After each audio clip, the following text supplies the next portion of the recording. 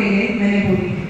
आज उसी दिव्य आत्मा की जीवन यात्रा में आप सभी को रूबरू करवाती हूँ। 13 अप्रैल 1988 को शाहबाद हरियाणा में राजेंद्र प्रसाद पिता व माता रक्षा जी के घर में इस बच्चे का जन्म हुआ। बहुत ही मिन्नतों के बाद 2 बहनों देवी और रूपी के बाद सुमित अर्थात सबका मीत, जो सबका हित सोचने वाला सबका मित्र था, इस बालक ने जन्म लिया।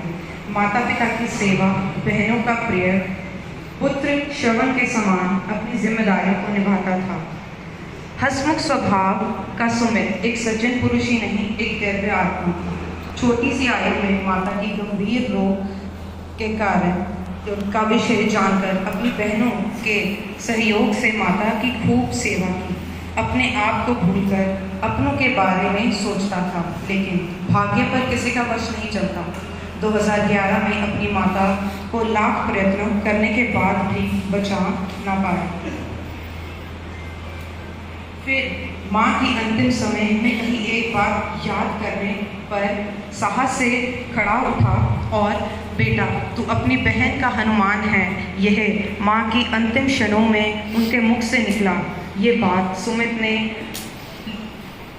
ने एक भीष्म प्रतिज्ञा के समान अपने जीवन में अपनाई और इस बात का प्रमाण उनकी पत्नी सुमित शर्मा है। बहनों के लिए तो सदैव भक्त हनुमान की तरह तत्पर रहते थे। बहनों के मुख से कुछ निकलने से पहले ही उन्हें आभास हो जाता था कि मेरी बहनों को मेरी ज़रूरत है। सुमित का हर रिश्ता निभाने के साथ साथ एक अच्छा पति व पिता भी था। अपनी पत्नी सुमित के लिए एक पति से बढ़कर सच्चा मित्र, पिता, भाई, हर रूप में सहयोग। ऐसा रिश्ता केवल आत्मीय और दिव्य व्यक्ति का ही हो सकता है।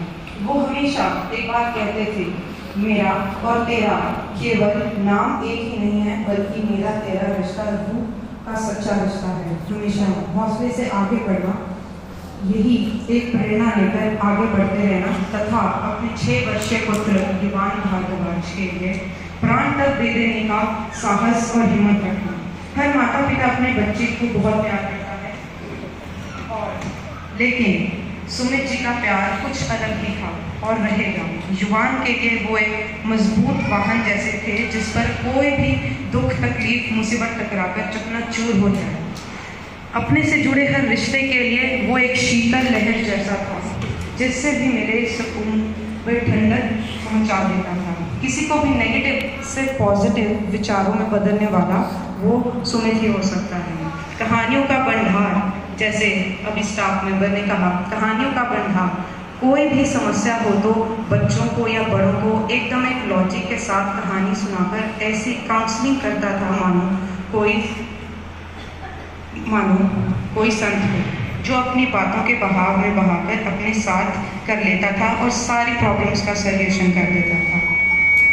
अतिथि देवो भव का विचार सदा दिल में लेकर चलने वाला दिव्य स्वभाव, शायद उसकी इतनी अच्छाइयों की ज़रूरत भगवान को भी थी, इसीलिए उन्होंने उसे अपने पास बुलाया। इतना प्यार करने वाला, सहारा देने वाला, टूटे खिलौने को भी जोड़ने से लेकर रिश्तों को जोड़कर रखने वाला वो दिव्य इंसान 10 अप्रैल 2025 के दिन अपनी सांसारिक यात्रा पूरी कर उस दिव्य दुनिया में श्री हरि के चरणों में मिली हुई।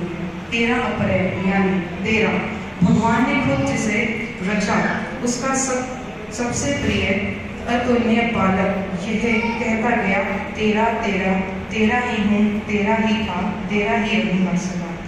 परिवार जिसका मंदिर था, प्रेम से मुस्कुराना जिसकी शक्ति थी, परिश्रम जिसका कर्तव्य था, परमार्थ जिसकी भक्ति थी, ऐसी दिवंगत आत्मा को भावपूर्वक श्रद्धांजलि।